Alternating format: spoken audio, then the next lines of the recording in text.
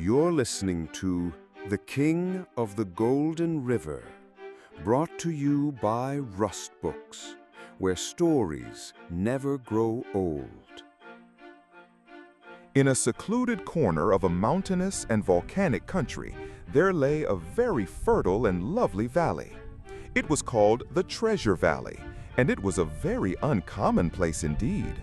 For though there were no mines in its neighborhood, and though it lay far away from any part of the world where gold is supposed to be found, the rocks of its mountains were all fretted with veins of gold, and the sand of its rivers was gold dust, and all the crags and precipices that bounded it were splendid with it. And still more singular it was that a great number of the black stones which lay scattered in the valley were made of gold also. But they looked exactly like other stones, and were not discovered to be gold until they were taken to some town and cut and polished. So the people of the valley used to amuse themselves by breaking their best crockery against the rocks, and then sending the pieces to town to be polished, and were always delighted to find that they had been walking upon gold without knowing it. The inhabitants of the valley were very good-natured and simple people, and some of them were wonderfully wise. They understood the stars and could see the sun rise half an hour before anybody else could. But they did not care much for such things, except at breakfast time. They were very nearly as ignorant as their sheep, and a great deal more dainty. They made beautiful butter and excellent cheese, but they would not eat either if they could get anything else. They preferred grape jelly to roast beef, and a tallow candle to either. They had a great many festivals, and they always ate sweet things at them, and always went to bed early. They were very kind to strangers when they had any, and they had a great many traditions, some of which were true. They made a great deal of the sun, and were quite sure that it rose in their valley first every morning. They were very good to their animals, but rather harsh to their children. They had some faults, of course. They were a little selfish and rather proud. They were proud of their valley, and of their butter, and of their cheeses, but especially of their gold. They found out very soon that gold was a better thing than grape jelly, and their shepherds began to forget the stars. They began to quarrel about the gold dust, and to fight over the best places for washing it out of the sand in the river. The young men grew idle, and the girls vain. And then it happened that a strange thing came to pass in the valley, which was that the more the people bought, the more they wanted, and the more they had, the less they liked it. There was only one family in the whole valley who had anything to do with the outside world, and that was the family of Hans. Hans and Schwartz were two very rich and respectable brothers. They had a little younger brother of whom they took the greatest possible care, as they said. They took care he should have enough to eat and dry clothes to wear, and provided for his education by hiring a first-rate tutor to teach him his duty to his elder brothers. He had hair like sunshine and eyes as blue as the summer sky. And though he lived in the richest house in the valley, he had never owned a single thing of his own. His brothers Hans and Schwartz called him useless, yet made him scrub their floors, cook their dinners, and polish their gold until his fingers ached. They laughed at his kindness, punished his mistakes, and never once called him brother. Still, Gluck remained gentle. He never raised his voice and never raised a hand. When he had a moment alone, he would sit by the chimney and read old storybooks, fairy tales full of rivers and stars and kindness repaid. Gluck believed in good things, even in that cold house, even with no one to believe in him. The days passed, some gray, some golden, and all of them the same, until one day the sky changed. The air grew heavy, the wind fell still, and far off, in the folds of the mountains, a storm began to stir. Gluck sat at home making the dinner when he heard a loud knock at the door. Gluck was standing by the fire, stirring a saucepan and whistling. Suddenly, a knock at the door. Sharp, unexpected. He opens the door. It was a very odd-looking little gentleman. Can I come in out of the rain, Gluck? It's very cold. It is, sir. Come in.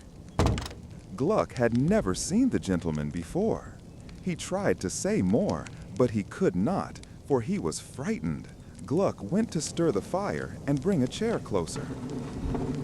That smells very good. What is it? Only a little mutton broth, sir. I'm very hungry. May I taste it? Oh, yes, sir, if you please. There's plenty for us all. And he gave the stranger a bowl full of broth and a piece of bread. The storm rose louder and louder. The wind beat against the windows. Just then, a violent knocking at the door. Don't open it. Gluck, you little villain! Open the door this instant! Oh dear, that's my brother Schwartz. Don't open the door. Sit still. You little wretch! Open the door or I'll break it open! Oh, that's Hans. I must open it, sir. No, you will be sorry. But Gluck had slipped away, and in another moment, the door flew open. And in rushed Schwartz and Hans, dripping with rain and in a fury. What do you mean by not opening the door, you little animal? Where's our supper? They flung their wet cloaks at Gluck, who stumbled back in fright. Then, suddenly, they noticed the stranger. What's this? Who are you? I'm only a traveler caught in the storm. Your brother kindly gave me shelter. A beggar, eh? Who let you in? I did, brothers. He was so wet and cold. Out with you then. We don't lodge vagabonds. They rushed at the stranger, seized him, and flung open the door to drive him out. But as they laid hands on him, a bright flash of lightning lit the room, and a peal of thunder shook the house to its foundations. I am the southwest wind, Esquire. The stranger threw off his cloak and stood before them, majestic and terrible. His hair streamed over his shoulders, and his eyes shone like fire. And he blew upon them with a mighty breath. In a moment, the fire scattered into ashes, the light was gone, and a whirling storm filled the room. The brothers fell senseless to the ground, and Gluck lay still in the corner with his hands clasped and eyes closed in fear. When he dared to look again, the wind had vanished, the fire was dead, the stranger was gone, and darkness and silence filled the house. The next morning, the sun rose as gloriously as ever, and Gluck opened his eyes and looked around. The house was silent. His brothers were gone, and the fire was out. He looked out of the window. The whole valley had changed. The sky was red, the river was dry, and the grass was scorched. The beautiful Treasure Valley had become a desert. Nothing was green, and no birds were singing. The great black rocks stood out harshly in the sunlight. The crops had withered, the trees were leafless, and the people wandered in sorrow. Gluck could hardly believe it. He ran to the door and then stopped. At the threshold lay a small object glistening in the sun. He stooped to pick it up. It was a golden mug, very heavy and curiously wrought. On one side, it bore the figure of a river with reeds at its edge and a crowned face rising from its waves. Around it was this inscription: "Whoever shall cast me into the golden river, pure and holy water thrice, on the first morning of spring shall find it flow with gold. But if the water be impure, or the heart that pours it be unkind, the river shall swallow it, and he shall perish." Gluck read it twice, slowly. He stood silent, the mug trembling in his hands. He looked again toward the barren land, the cracked earth, the dying trees. Then suddenly there was the sound of footsteps behind him. It was Hans. He snatched the mug from Gluck's fingers, turned it over in his palm, and read the inscription. Schwartz was close behind him. "I'll go first. It's spring tomorrow. I'll fetch holy water from the cathedral, cast it in, and we'll be rich again." Without another word, Hans took the mug, filled a flask with water, and set off for the mountains. Schwartz stayed behind, sneering at Gluck and muttering. All that day and the next, Gluck waited anxiously. The valley grew hotter and drier. No rain came, and the sun scorched everything it touched. At sunset, Schwartz returned. Where is Hans? He slept. The river took him, but he must have used the wrong kind of water. Gluck's face went pale. Schwartz held the golden mug in his hand. It's my turn now. The next morning, Schwartz left, flask in hand. Again Gluck waited, more sorrowful than before. The valley was now little more than rock and dust. All around him the silence pressed, no birds, no streams, no laughter. But Schwartz did not return. Days passed. The sun was relentless, the sky empty. At last, Gluck, alone and trembling, looked down at the golden mug in his hand. Gluck stood at the doorway, the golden mug cradled in his hands. The valley lay silent behind him, parched and broken. The mountains ahead shimmered in the sunlight. The time had come. It was the first morning of spring. Gluck filled the mug with holy water and set out alone toward the mountains, his heart full of fear and hope. The path was steep and rough. Stones rolled beneath his feet. The sun burned fiercely, but he climbed higher and higher toward the source of the golden river. As he reached the first ridge, he heard a voice. "Boy, water, a drop of water, for the love of God." Weak and trembling, Gluck turned and saw an old man lying in the shadow of a rock. His lips were cracked, his hands trembling. Gluck looked at the golden mug, then at the man.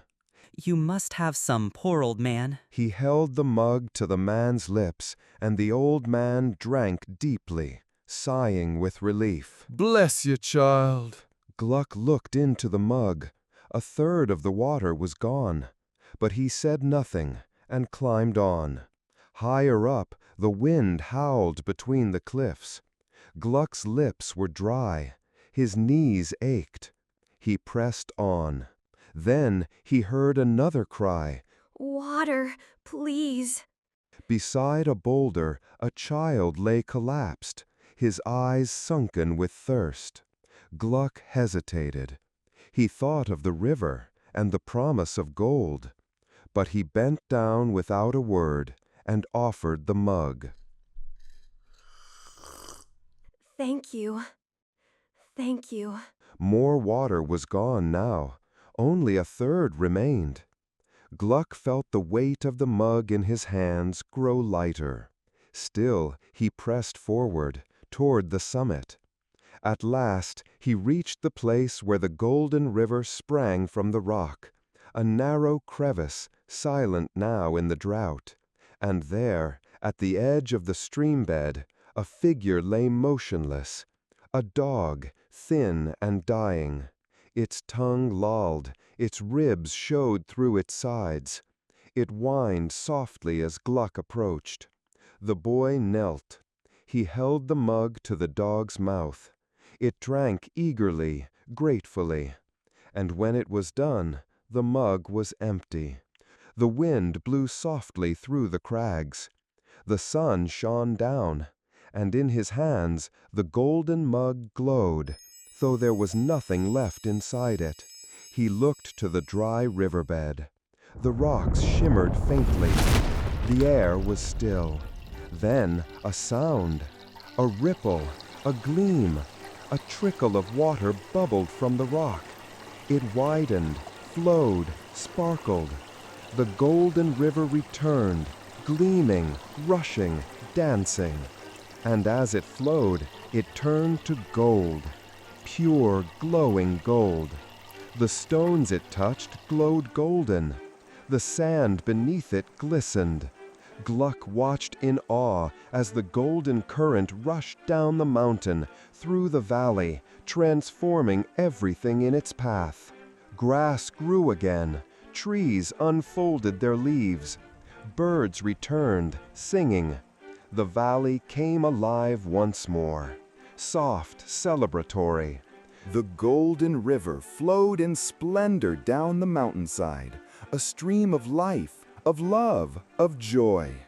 Wherever it ran, flowers sprang up, trees grew tall, and the valley bloomed again.